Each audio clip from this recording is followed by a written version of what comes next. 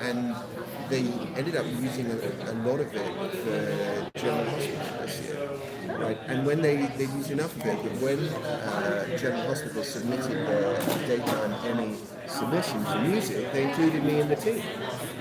And lo and behold, they got a nomination for it. And so therefore, I was sort of grandfathered into this Emmy nomination, which is phenomenal, you know. And the truth of the matter is, there's an awesome composer who is the music director and composer of records for General Hospital, called Paul Glass. You know, and he was kind enough to include me in the submission. You know, he never met me. You know, they were just using some tracks of mine. And as a result of his kindness, I ended up being part of this Emmy nomination. So all of the listeners. Thank you. And now if you win, it's going on the shelf and Paul's in the acceptance speech. So. Congratulations on being elected. Yeah. Thank you. It's nice, you know. It was just like this shot from the blue, you know. Thank you very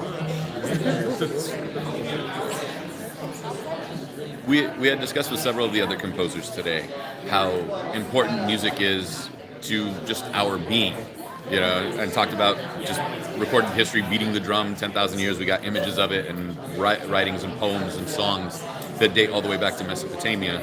And now today, you guys are composing for television and enhancing the viewing experience. And that's been a part of film since the silent era. What is it like for you going, let's say, back to Charlie Chaplin's era with The Kid, and now 120 years later, well, 100 years later from The Kid, to now being in that same industry and invoking these emotions for today's audience? That's very interesting. You know, obviously there's a history and a culture that's grown up around film scoring. You know, there are points of reference within points of reference now, because the history of film scoring is 100 years old at this stage. Maybe not quite that, but we're moving up there. But at the same time, whatever you're making, it has to be connected to today, because the people who you're making the story for are us, you know. And so, you know, I have my favourites in terms of, you know, people who've really inspired me in terms of films. I mean, Morricone, I mean, who could. The score for Once Upon a Time in America, which is what first made me think, you know, I'd like to do that. You know, there's something going on there which is sort of more powerful for me than being in a band, which is what I was doing at the time. But I think what's really interesting is that there's a guy called Alan Meyerson who mixes all of Hans Zimmer's music, and I met Alan ages ago. And I said to him, and at the time I was kind of really making records, and he said, I said to him, what's the difference between making records and what Hans does at this point? He said, if Hans wants to use 20 marimbas, Hans can use 20 marimbas, there's nobody going to stop. So what you can draw from, like the range of music, so you said, you know, music starts with, you know, back in the, whatever era it was, with music played on log drums or whatever. You know, I can go back that far, and all the history of music, everything is there to be drawn from. I can draw from this huge palette, and then the question is, what's the appropriate palette for this story today? And there are no limits, really. You know, if you're a band, and you know, I was in bands. I was in a band that in the 90s was doing drum and bass music. Well, there's a limit to that palette. Right? You're not going to suddenly bring in a tuba player to play on a drum and bass record. In film scoring, I don't think that those limits, those arbitrary limits necessarily exist. It's all about what the story in front of you is asking for. And every question that comes up in the process about what should I do, how do I do this, and that question comes up in a number of different forms all the way through. It's really only ever one question, and that question is, how do I serve this story in the way that it needs to connect with the audience now? And every problem that comes up is essentially that problem. You know, so a lot of it for me comes down to I'm a storyteller in the hands of another storyteller. And so the first point of order, no matter what I think about it, is I need to understand what this person's aesthetic is and what their points of reference are. The director, the storyteller. What is the story they're trying to tell, and what is the tone they're going for? And from there, I can then bring everything that I know and my skills into doing it, informed by that. And you know, on something like My Dinner with Airbag, you know, I know the director really well, so it's kind of easy because I know what's within his frame of reference musically, and that doesn't mean I don't challenge that, but I also know emotionally it's going to be there, and so that's kind of helpful, and that then helps me determine, okay, so what ensemble do I use? Do I use a small string ensemble? Do I do it? Am I just going to plug in a guitar to a Marshall and rail all the way through the film? I mean, it's all available, and then this question of essentially it's taste, refining down what the right taste is for this movie. And I think that's your musical taste and your ability to put that in the service of someone else's story. That's the key component. I think there's lots and lots of people who can make amazing music, but I think that's only a part of the skill for filmmakers. And I think the more critical, but the equally critical part is being able to put it in the service of someone else's story. How do you compose a piece for film and television that transcends generations? Because we have religious hymnals that go back 4,000 years and that are still being chanted today. We have John Williams music, whether it's from Indiana Jones or Superman or whatever else, that 40 plus years later we're still listening to, and has the hair on our arms rise. But how do you make something timeless? Yeah. I think to be careful to not orchestrate it specifically in the fashions of today, because I think that you have to be careful that things date quickly, but there are consistencies through film scoring through the eras. And one of the central to answer this question in a more anecdotal way, on My Dinner with Hervé, the different time periods were kind of confusing to me to start with. The now in the film is actually the early 90s, but we then have a number of time periods dating from the 1940s, the 50s, the 60s, leading up to the now, which is in the 90s. And so, I couldn't make it sound like it was music that was 100% contemporary, because that was not the now in the film. And so therefore I dispensed with that completely and orchestrated it for a small string section, utterly timeless, a small felt upright piano, utterly timeless, and then textures behind that which were totally non-specific to the time. You couldn't, actually the truth is most of them are my voice, multi-tracked and run-through effects, but you couldn't tell that. You would not know what these things were. And that way I managed to transcend this difficulty of how do you stop something just being locked solidly in the time that it's in, and be, and speak to a number of different areas, which I think is kind of the same question. But I think there's another answer to it as well, which is that melody and harmony are timeless. And I think that if you write an amazing melody, I don't think it matters what you voice it on, it's still going to stand the test of time. So every film seems to have a sort of seems to have sort of theme in the score that you usually would hear at something usually either during the opening and then comes up for some other. Could you talk about a little bit about your process composing that? Yeah, sure. Well, so I really like to start writing thematic, themes, even if I'm allowed to, if I can see the script before they start even shooting, right? Which is not the usual process, I don't think. I think most people would do that if they could, but quite often you don't get that chance. But the reason I like it, a lot of that stuff won't make it into the film, but it allows me to start just right, and I'll maybe just play out a theme on the piano, record it, maybe flesh it out with just a small string section, and then I'll play it to the direction. So this is somewhere within the landscape of the film, with the emotions of the film that you're thinking of. And if not, in the trash it goes, And I keep on doing that until I've got something that the director at least is responding to. That's kind of in the level. And if you can do that, the trouble with doing that is that the director can go, yes, I really like it, and then you put it to picture, and the picture says, no, that's not happening. and the picture will always tell you, and you have to be prepared for that. But that's how I start the process, and then it becomes the process of trial and error. One thing I will tell you about that, on my dinner with Airbnb, there was a cut that had to go out as they were editing to the studio to see, and it was long before there was even a lot cut. It was really very rough time, a rough cut. And the director, there was a scene that didn't have music. He wanted music, and the cut was going out in 30 minutes. And he said, just knock something up, just something chordal, just come on, like, just knock it up. And I just knock something up, knowing the kind of thing he likes, and he didn't think anything more of it. And I came back a week later, and it was like in 6 or 7 different places around the film. And that became like one of the key themes of the film. And so sometimes it's not by design, it just sort of falls into place. So that's my experience anyway. I'm sure mine is very varied.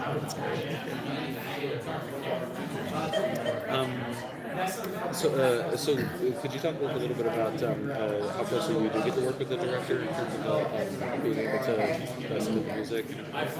Well, on the project that I'm sort of here for, the HBO project with Evan, the director is someone I've known for a long time. And so it makes it really, it's very helpful. And it's helpful because I have easy access to him. I can just dial it up and go look at this thing. And which I think in other situations it's not necessarily how the composer-director relationship works. And so I sort of have a bit of an advantage with him. In other circumstances, I always try and work as closely as I can because ultimately it's their story. And the last thing you want to do is go racing off down a certain direction and go, this is what I think it has to be. I think that is it. And then, and you make all this stuff and then they go, that wasn't it. So the more collaborative you can be from the get-go, the more likely you are to be actually nailing. Because ultimately nailing is not. I have to come from an authentic place and bring what I think is good to it. But I don't make the decision as to whether it's working. Ultimately that's some lyric. What would you say would be like your best piece that you think that you've ever done? What would be like there was a documentary I did with the same director. It was his first film called Anvil, the story of Anvil, and the closing cue in that film I still think is probably one of the better things. It still holds up, and that was over 10 years ago. So I guess it holds up. So I'm kind of proud of it. I'm thrilled with your Emmy nomination and everything that you've got going on for you. Yet you still maintain to seem grounded in all of this. Is that? Well, I've got a couple of kids, and they let you realize that you're still dad. Totally, and no matter what else, sometimes this work is pretty demanding time-wise and schedule-wise, and obviously it's how I support the family and all that kind of stuff, but they're there, you get the privilege of bringing these experiences, no one miss it. My older boy's just back from his second trimester at college, and there's been a bit of a hole in the house without him. And he comes back and suddenly, he's feeling good. So, I just, it's really important that I keep working because, I've got to keep working, but not to the extent of missing out. Well, you mentioned your family and, and music being a part of your entire life. Has there been a point where you've composed something and then your sons in their younger years would come and tap on the keys or something and inspire you to change directions in a piece?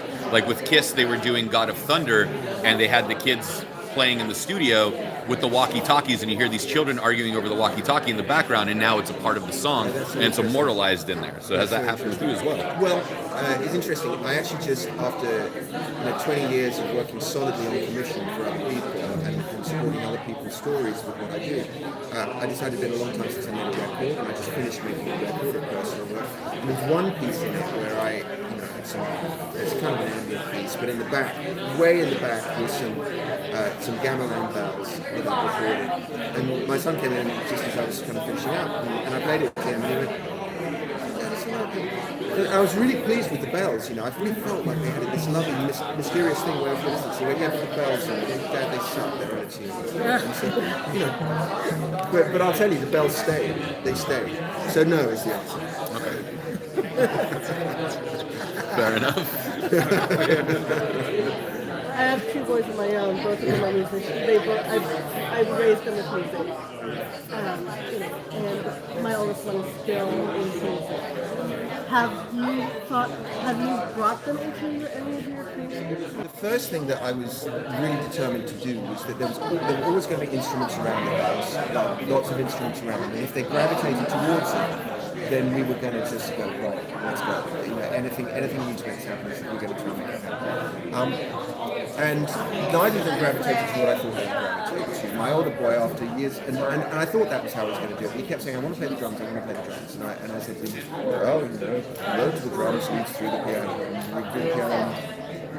And he just, I'm not interested. And so then finally, at the urging of the school, we got him a drum kit. Right? And first thing, never get your kid a drum kit. Don't do it, right?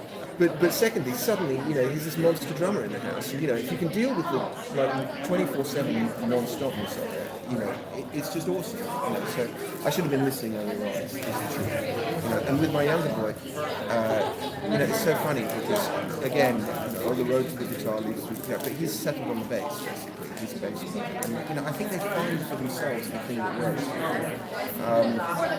In terms of bringing them in, in the position where I'm saying to my boy, that kick drum is not on the line, you've got to redo it, all that kind of stuff. I'm not sure I necessarily want that relationship, and I'm not sure if I know how to do it any other way. So, but I will say, I did think when the drum kit came to the house, I did think, here I am, and I'm still living with a drum. And I didn't think that would be the case when I was 40. That's hilarious.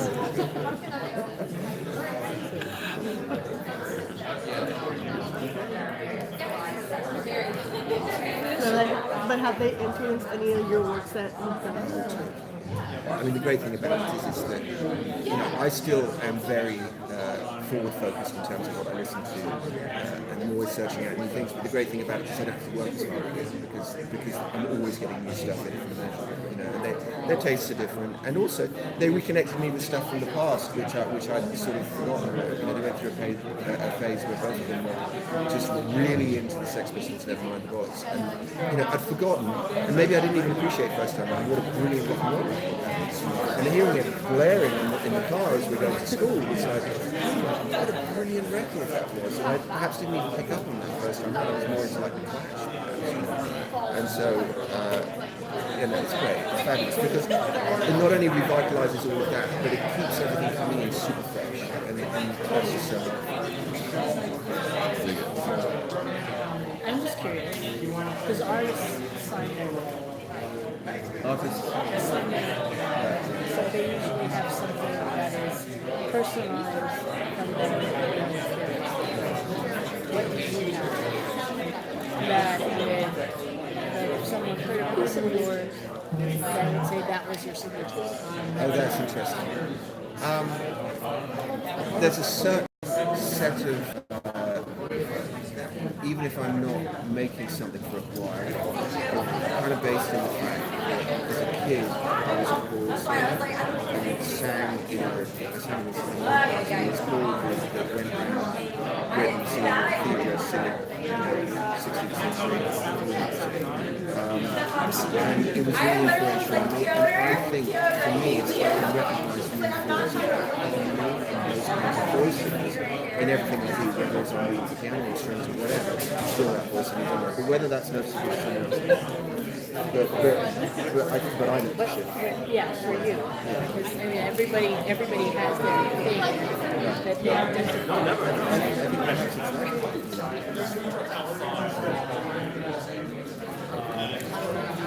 David, I thank you so much for your time. It's Thank been you. a pleasure. Thank you. Really a pleasure. And good luck with the Emmy. Thank you. On the drop from the sky. It's fantastic.